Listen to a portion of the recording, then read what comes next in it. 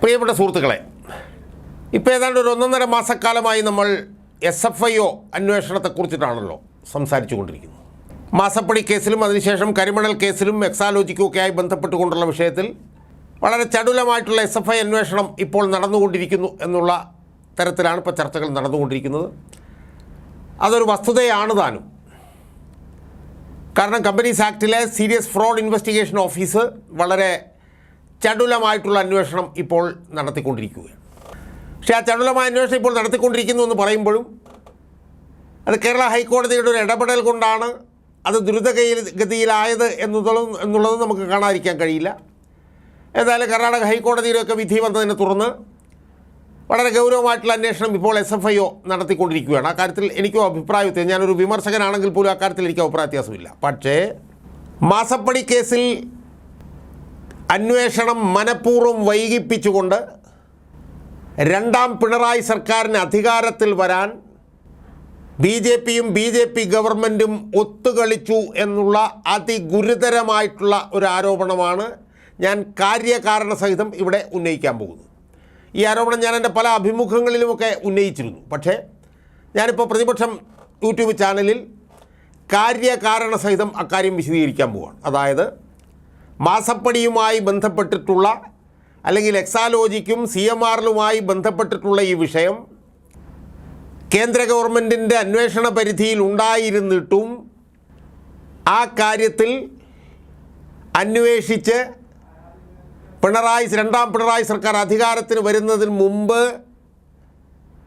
അതിലൊരു തീർപ്പ് കൽപ്പിക്കാൻ BJP സർക്കാരിന് കഴിയുമായിരുന്നിട്ടും അങ്ങനെ ചെയ്യാതെ ആ അന്വേഷണം മനഃപൂർവ്വം വൈകിപ്പിച്ചുകൊണ്ട് അതിന് കാലതാമസമുണ്ടാക്കിക്കൊണ്ട് ആ അന്വേഷണത്തിൻ്റെ വിശദാംശങ്ങൾ പുറത്തു വരാതെ രഹസ്യമായി വെച്ചുകൊണ്ട് രണ്ടാം പിണറായി സർക്കാരിന് അധികാരത്തിൽ വരാനുള്ള അവസരം ഒരുക്കിക്കൊടുത്തത് BJPയും BJP സർക്കാരും കൂടിയാണ് എന്നുള്ള അതിഗുരുതരമായിട്ടുള്ള ആരോപണമാണ് ഞാൻ ഉന്നയിക്കുന്നത്.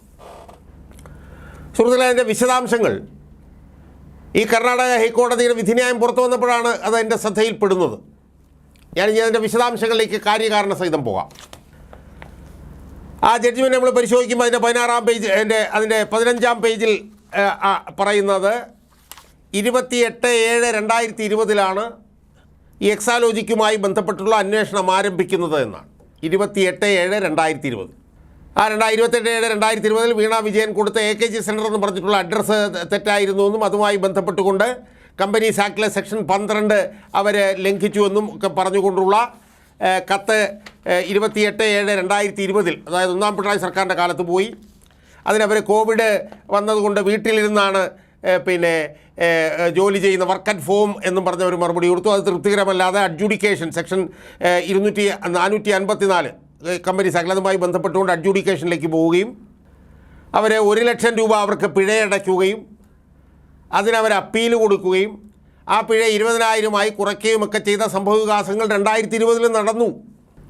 അപ്പോൾ ഒന്നാം പിണറായി സർക്കാരിൻ്റെ കാലത്ത് 2020 ഇതുപോലുള്ള സംഭവവികാസങ്ങൾ പിണറായി വിജയൻ്റെ മകളുമായി ബന്ധപ്പെട്ട് നടന്നിട്ടും അതൊന്നും പുറത്തു വന്നില്ല. അതെല്ലാം BJP സർക്കാർ രഹസ്യമായി സൂക്ഷിച്ചു.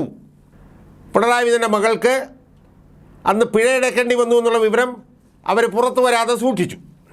2, ഏറ്റവും പ്രധാനപ്പെട്ട ഒരു കാര്യമെന്ന് പറയുന്നത് 29/1/2021 കമ്പനീസ് ആക്ടിൻ്റെ 206 പ്രകാരമുള്ള അന്വേഷണം ROC ആരംഭിച്ചു. 29/1/2021 എന്ന് പറഞ്ഞാൽ തെരഞ്ഞെടുപ്പ് വർഷം ജനുവരി, നിയമസഭാ തെരഞ്ഞെടുപ്പ് വർഷം ജനുവരിയിൽ അന്വേഷണം ആരംഭിച്ചു. ജനുവരി കഴിഞ്ഞ് ഫെബ്രുവരിയും കഴിഞ്ഞ് മാർച്ചും കഴിഞ്ഞ് ഏപ്രിലും കഴിഞ്ഞ് മെയ്യിലാണ് ഇലക്ഷൻ നടക്കുന്നതെന്ന് ഓർത്തോണം.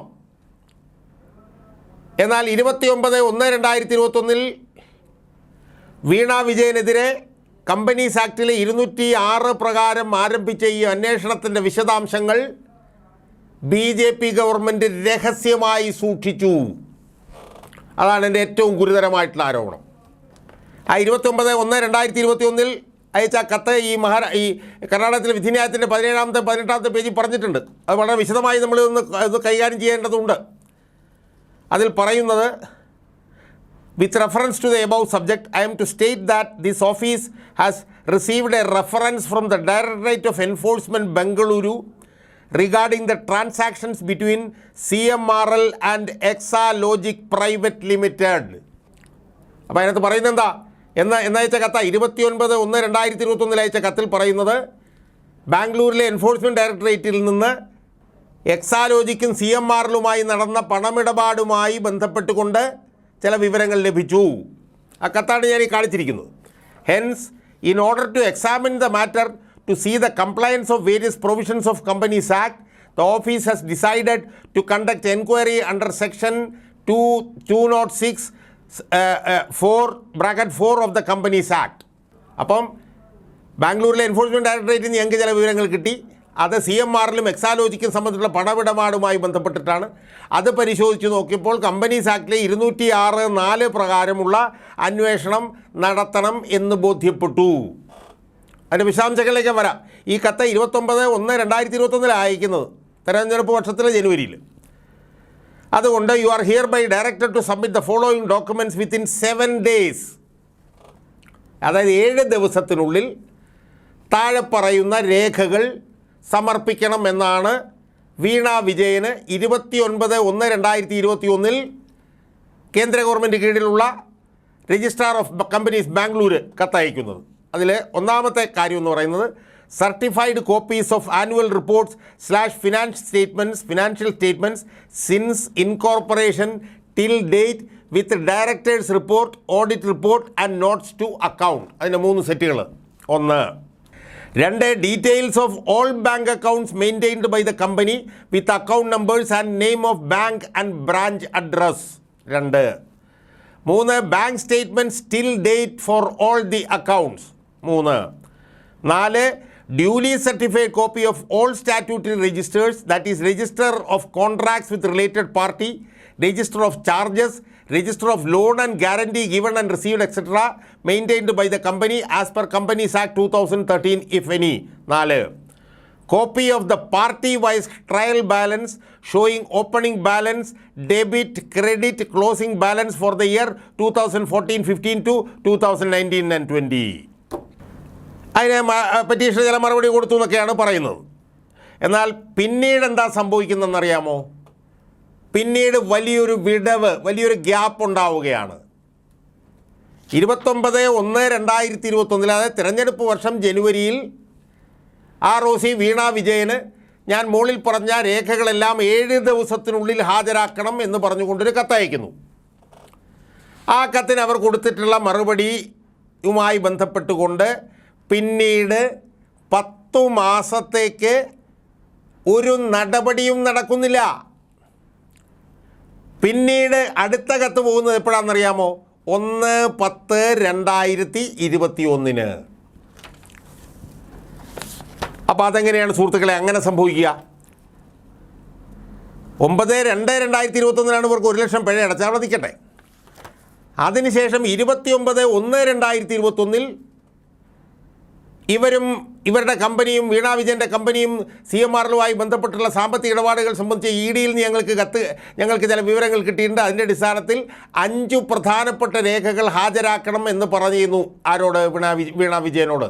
അതും 7 ദിവസങ്ങൾക്കുള്ളിൽ. ആ കത്തിന് വീണ വിജയൻ മറുപടി കൊടുത്തു കഴിഞ്ഞ് പിന്നെ 1/10/2021 വരെ 10 മാസം പിന്നെ ROC അനങ്ങുന്നില്ല. ആ 10 മാസത്തിൽ പ്രസക്തി ഉണ്ട്. എന്താ? ആ 10 മാസത്തിൽ അനങ്ങാതിരുന്നതോടുകൂടി പിന്നെ 4-ാം മാസം ഇലക്ഷൻ കഴിഞ്ഞു. മെയ്യിൽ ഇലക്ഷൻ കഴിഞ്ഞു. ഇലക്ഷൻ കഴിഞ്ഞ് പിണറായി വിജയൻ അധികാരത്തിൽ വന്നു. അധികാരത്തിൽ വന്ന് പിന്നെ 6 മാസം കഴിഞ്ഞപ്പോഴാണ് ഈ 29/1/2021 ലഭിച്ച രേഖകളിലെ ക്രമക്കേടുകൾ ചൂണ്ടിക്കാണിച്ചുകൊണ്ട് ROC വീണയ്ക്ക് കത്തയക്കുന്നത്. അപ്പോൾ ഇവർ സമർപ്പിച്ച രേഖകളിൽ ക്രമക്കേട് ഉണ്ടായിരുന്നു എന്നുള്ളത് തെളിഞ്ഞു. ഇവർ സമർപ്പിച്ച രേഖകളിൽ സാമ്പത്തിക ക്രമക്കേട് ഉണ്ടായിരുന്നുള്ളത് തെളിഞ്ഞു. പക്ഷേ ആ വിഷയം സംബന്ധിച്ച് വീണയ്ക്ക് ROC കത്തയക്കുന്നത് പിണറായി വിജയൻ്റെ 2ാം സർക്കാർ അധികാരത്തിൽ വന്നതിന് ശേഷമാണ് എന്നുള്ളിടത്താണ് പിണറായി വിജയൻ സർക്കാർ പിന്നെ ഈ പറഞ്ഞതുപോലെ വീണ വിജയന് 29/1/2021 അയച്ച കത്തിന് അവർ നൽകിയിട്ടുള്ള മറുപടിയിൽ ക്രമക്കേടുണ്ട് എന്ന് കാണിച്ച് 1/10/2021 അയച്ച കത്ത് തെരഞ്ഞെടുപ്പിന് മുമ്പ് അയച്ചിരുന്നുവെങ്കിൽ തെരഞ്ഞെടുപ്പിന് മുമ്പ് ആ കത്ത് അയക്കുകയും ആ കത്ത് പുറത്തു വരികയും ചെയ്തിരുന്നുവെങ്കിൽ പിണറായി വിജയൻ 2021 മെയ് മാസത്തിലെ തെരഞ്ഞെടുപ്പിൽ ആകെപ്പാടെ പിന്നെ കുരുങ്ങിപ്പോയനെ. ആ കത്ത് പുറത്തു വന്നിരുന്നുവെങ്കിൽ തെരഞ്ഞെടുപ്പിന് മുമ്പ് പിണറായി വിജയൻ്റെ മകളും പിണറായി വിജയൻ്റെ മകളും പിന്നെ ഉണ്ടായിട്ടുള്ള അനധികൃതമായിട്ടുള്ള ഇടപാടുകളെക്കുറിച്ചിട്ടുള്ള വിശദാംശങ്ങളെല്ലാം തെരഞ്ഞെടുപ്പിന് മുമ്പ് പുറത്തു വരികയും പിണറായി വിജയൻ കടുത്ത പ്രതിസന്ധിയിലാകപ്പെടുകയും ചെയ്യുമായിരുന്നു. പക്ഷേ വീണ വിജയനും CMRലുമായി ബന്ധപ്പെട്ടിട്ടുള്ള രേഖകൾ തങ്ങൾക്ക് അയച്ചു തരണം, 7 ദിവസത്തിനുള്ളിൽ അയച്ചു തരണം എന്ന് പറഞ്ഞ ROC 29/1/2021 കത്തയച്ചിട്ട് 10 മാസം മിണ്ടാതിരുന്നു. 10 മാസം മിണ്ടാതിരുന്നതിനിടയിൽ ഇലക്ഷൻ കഴിഞ്ഞു പിണറായി ജയിച്ചു. അപ്പോൾ അത് കാണിക്കുന്നത് എന്താ? മാസപ്പടി വിവാദവുമായി ബന്ധപ്പെട്ടുകൊണ്ട് പിണറായി വിജയൻ്റെ മകളുമായി ബന്ധപ്പെട്ട് CMRലുമായി ബന്ധപ്പെട്ടിട്ടുള്ള ക്രമക്കേടുകൾ തെരഞ്ഞെടുപ്പിന് മുമ്പ് പുറത്തു വരാനുള്ള സാഹചര്യം BJPയും BJPയുടെ കേന്ദ്ര സർക്കാരും ചേർന്ന് അട്ടിമറിച്ചു എന്നുള്ളതാണ്.